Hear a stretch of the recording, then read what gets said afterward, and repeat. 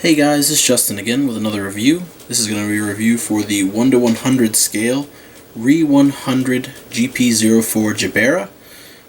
This is brought to you by the Animatropolis, and this kit is phenomenal.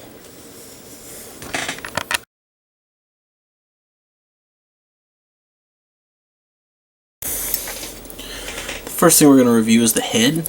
The head doesn't really have any articulation on its own, but there's a few things you should look out for. The V-fin is only connected by these two really tiny triangular tabs. Not the most stable thing in the world. And this popped out on me quite a few times, although it's a much longer peg. I don't know why it keeps popping out. But the head sculpt looks really nice. It's really good. Lots of color separation on it.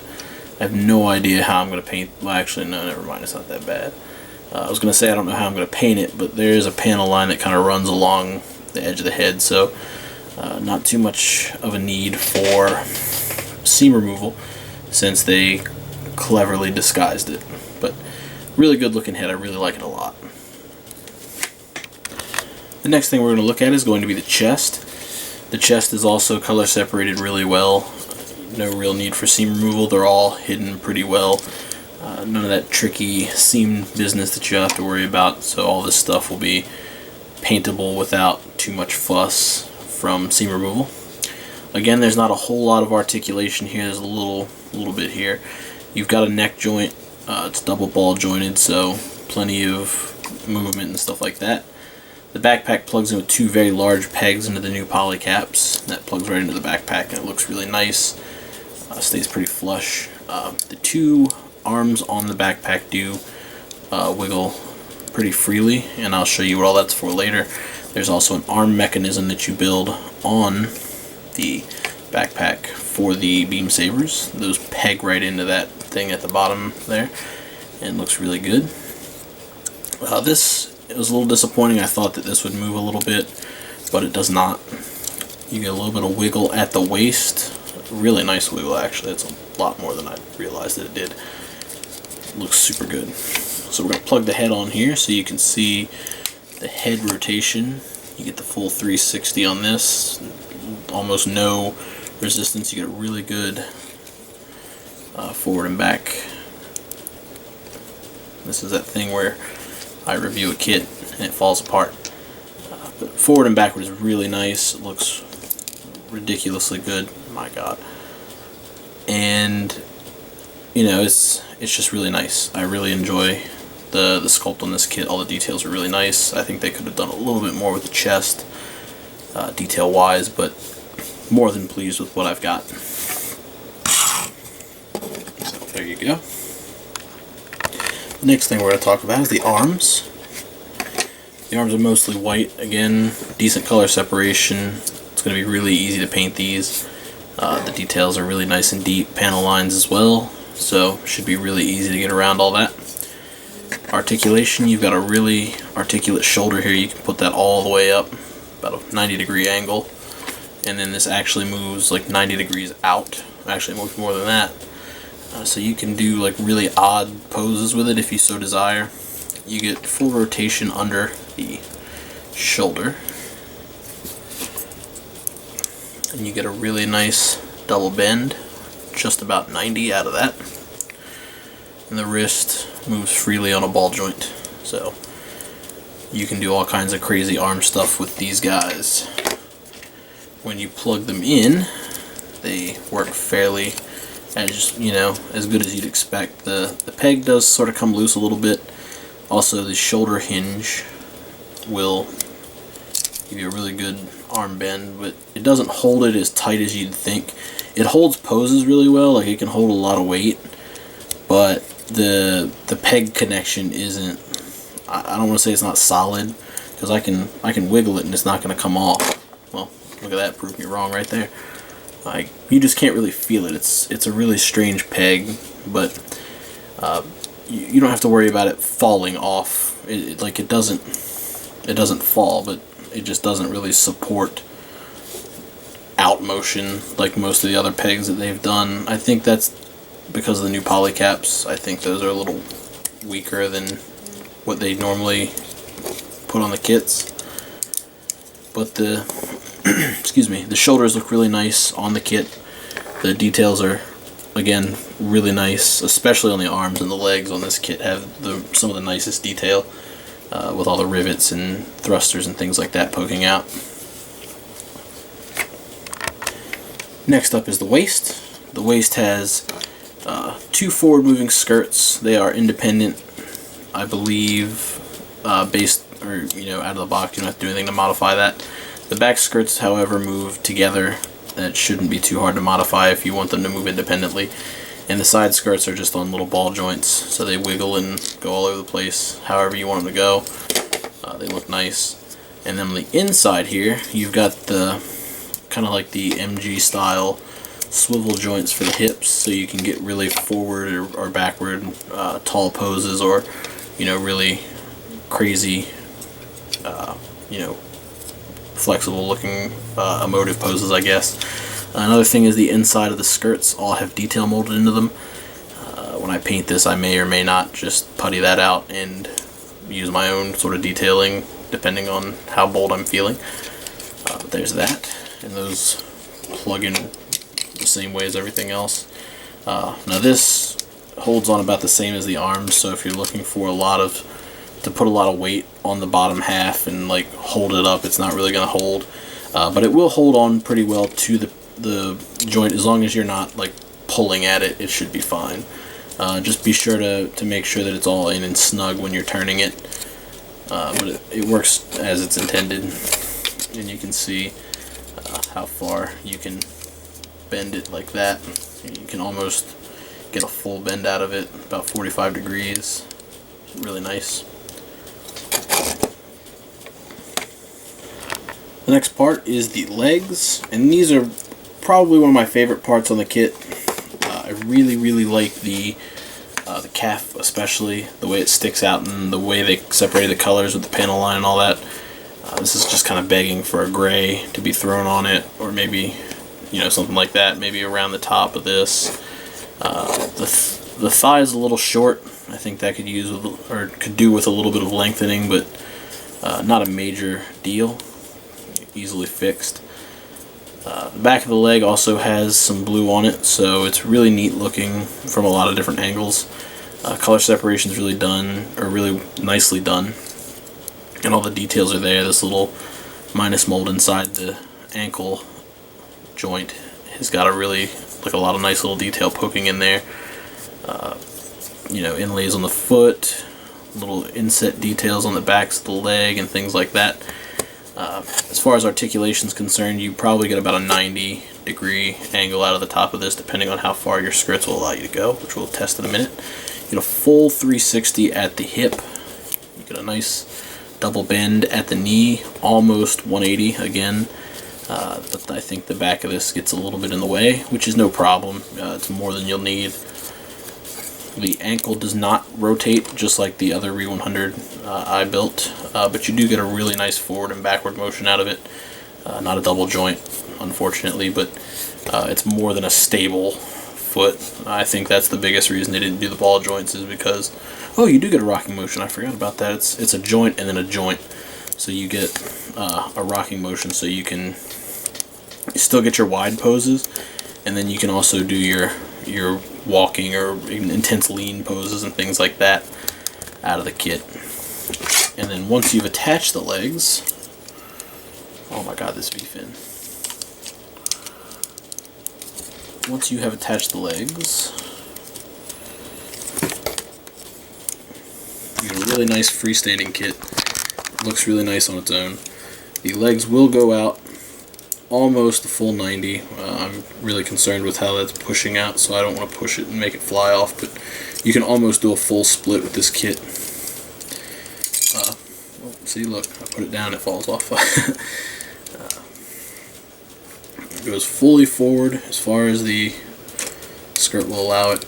Same thing goes for the back, so you can get really silly poses out of this kit, just from the arms and the legs alone. But it looks really nice, it works really well, and it just looks good while you're doing it. Why does it keep popping out? Ugh.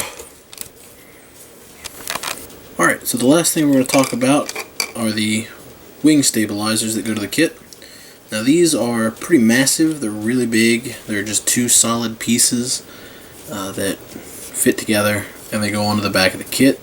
And then there's a third one which is two solid pieces, a gray kickstand and a cover. Now besides the length of the fin and the kickstand on this one, all three are identical in shape and size. So you just take these two and you plug them into the backpack. They don't have any points of articulation or anything like that, but you can see I can plug two of the three in and I still have no weight issues on the kit. It stands perfectly fine on its own. I'm not using an action base or anything like that, it's just standing. The third one plugs here in the bottom and it uses these two little fins here as support. And when you lean him back and make his stance a little wider, you can see that it kind of provides a support for him because he is kind of back heavy. Not too much, obviously. Like I just said, he stands pretty well on his own. But the kit looks phenomenal, straight out of the box. Lots and lots of detail, really nice articulation, and I think a really good, solid purchase. This kit is easily one of my favorite builds so far this year. Out of the new stuff I've put together, anyway. Outstanding details and things like that. I really can't wait to paint this guy. It's going to be a blast. So the last thing we need to talk about are accessories. The accessories on this kit are pretty straightforward. You get a beam rifle. Comes in two parts plus the barrel, which I can't seem to stay in. That seems to be my big issue with this kit, is getting pieces to stay where they need to belong, but